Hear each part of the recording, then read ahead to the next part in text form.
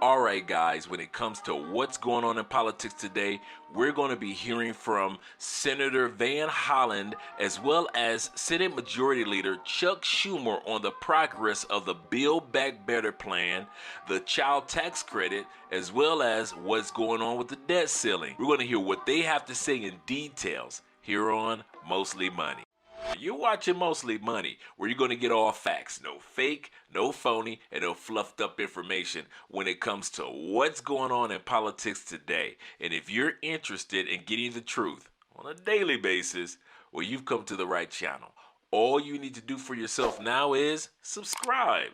Click that bell notification so you get the latest and greatest information coming from Mostly Money. We're going to always be here for you and your loved ones. Let's get started. When it comes to the Build Back Better plan, we know that the Democrats want to get this passed at least by Christmas. But it looks like when it comes to this plan, there are a lot of roadblocks that are standing in front of them. We already know about Senators Joe Manchin and Kristen Sinema regarding how they feel about the plan so far. But when it comes to hearing what other senators such as Van Hollen has to say, it's a different story. And they're in support of getting this done as soon as possible.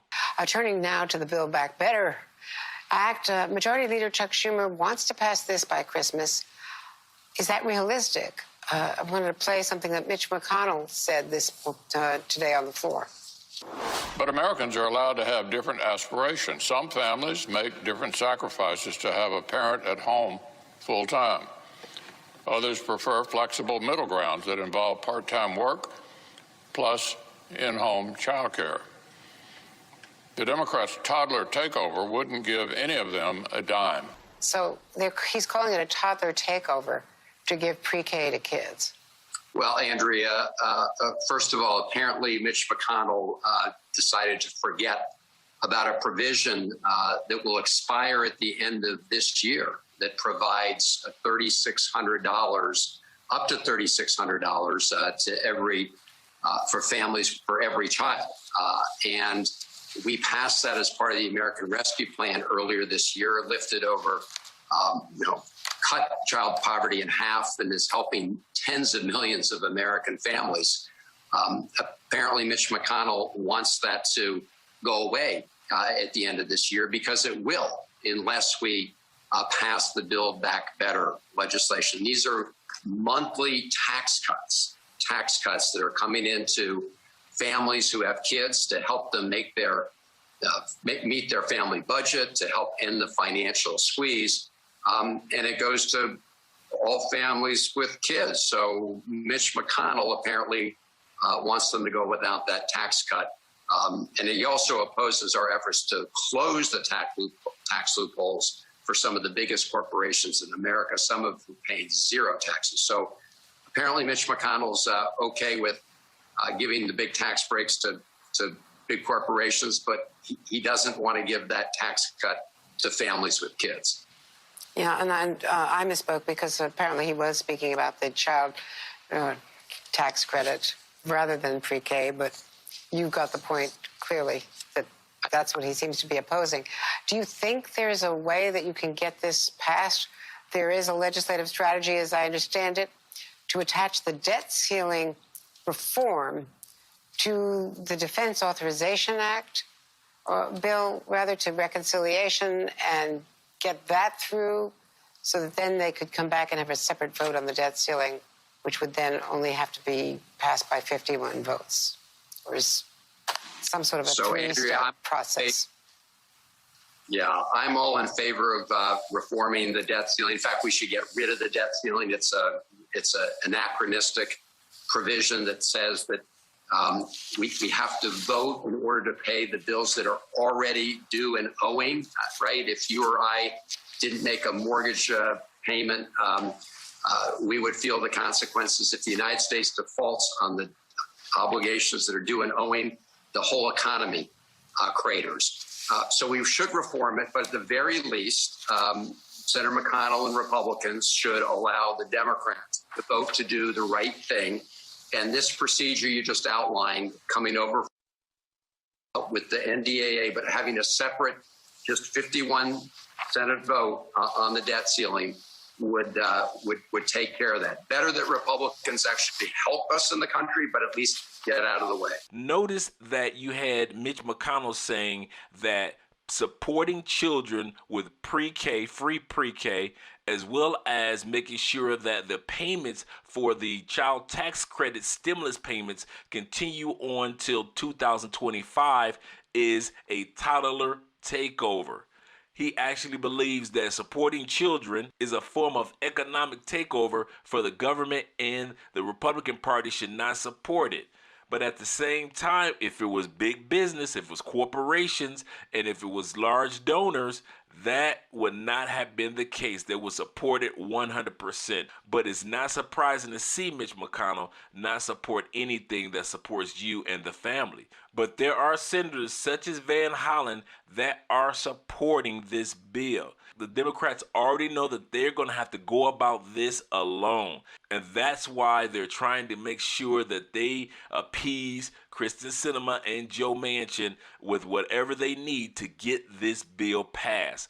Remember, this Build Back Better plan, or family infrastructure or family stimulus plan, is going to be stretched out over a 10-year period. So to pay for it is going to be stretched out over 10 years, as well as the implementing of the programs. They'll start immediately, but some of those programs in the Build Back Better plan are for 5 years, are 7 years, and many of them are for 10 years. So realize this plan is scheduled to stretch out over a 10-year window.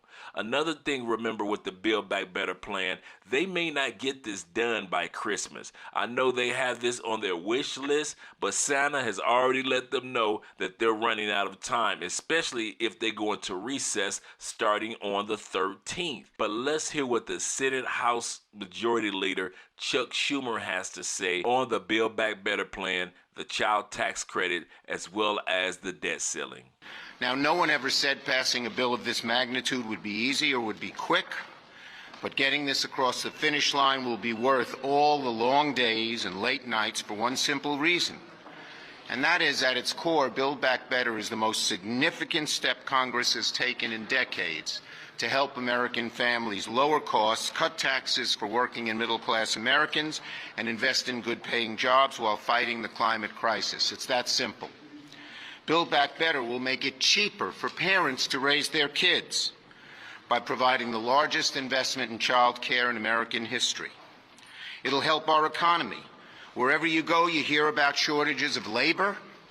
One of the main reasons is inadequate child care. By expanding child care, we're going to help parents get back to work and expand the labor force in a very significant way. For the first time ever, America will get pre-K. That could save parents up to $8,600 a year per child. And Build Back Better will also extend the child tax credit that Democrats passed under the American Rescue Plan. This simple lifeline, $300 check in the mail for each child each month, has been a game changer to cut poverty in half. Build Back Better will also help the most at-risk Americans have some stability by providing the largest investment in public housing ever, and it'll save Americans even more money by making prescription drugs like insulin, which has skyrocketed in cost, cheaper. Build Back Better takes the long overdue steps to fight the climate crisis, which costs our country tens of billions of dollars each year. And we're going to put millions of people to work in good-paying jobs to help fight that crisis, with an emphasis on poorer people and people of color who will get job training and uplift our whole economy that way. We're going to continue working to get things done before the Christmas holiday. And one more point on this week. As we continue to learn more about the Omicron variant, it's an important moment for the federal government and national leaders to double and triple down on encouraging all eligible Americans to get vaccinated and boosted as soon as possible.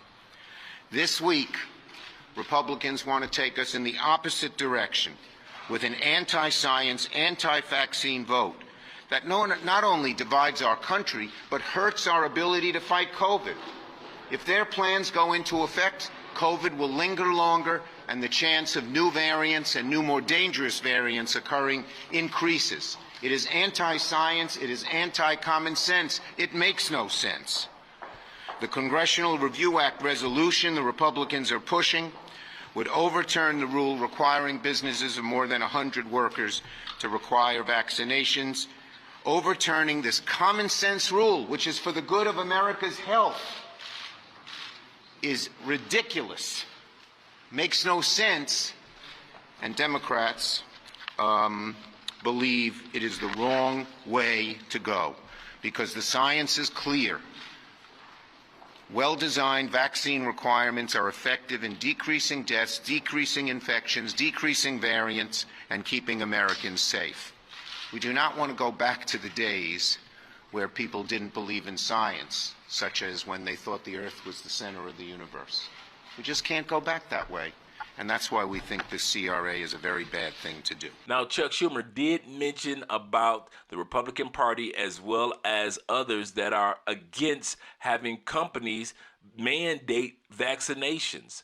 Now, we all know that vaccinations just statistically has helped slow down the variants that have been in the new strands of the COVID-19 that has been taking place. To mandate somebody to take a vaccine and take away their choice is another thing. However, that is already implemented in our school systems. We all know when our children first go to school for the first few years, they are mandated to take vaccinations in order to be around the other children for the measles, the mumps, and other type of vaccinations that they have to take every year for the first few years in order to go to school. So a government mandated vaccination is not foreign to most of us. So the media will try to sell you on the idea as if mandated vaccinations are something new. Well, my name is Andre of Mostly Money. Thank you for subscribing to the channel and clicking the bell notification. I'm on my way to the comment section after I get a cup of coffee, and I'll meet you guys there. And if I don't get a chance to speak to you, and you don't get a chance to speak to me, we are not going to fret about it because I'll be speaking to you again. Mayana.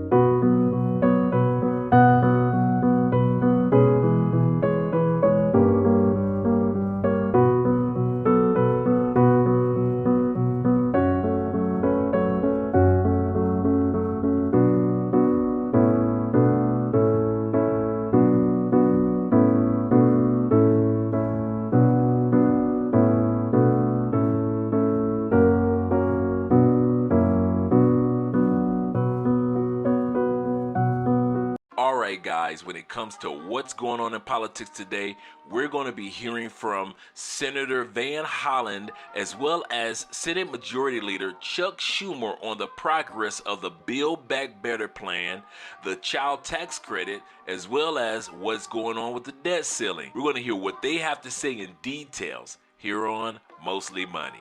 You're watching Mostly Money, where you're going to get all facts, no fake, no phony, and no fluffed up information when it comes to what's going on in politics today. And if you're interested in getting the truth on a daily basis, well, you've come to the right channel.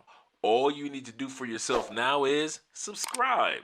Click that bell notification so you get the latest and greatest information coming from Mostly Money. We're going to always be here for you and your loved ones. Let's get started. When it comes to the Build Back Better plan, we know that the Democrats want to get this passed at least by Christmas. But it looks like when it comes to this plan, there are a lot of roadblocks that are standing in front of them.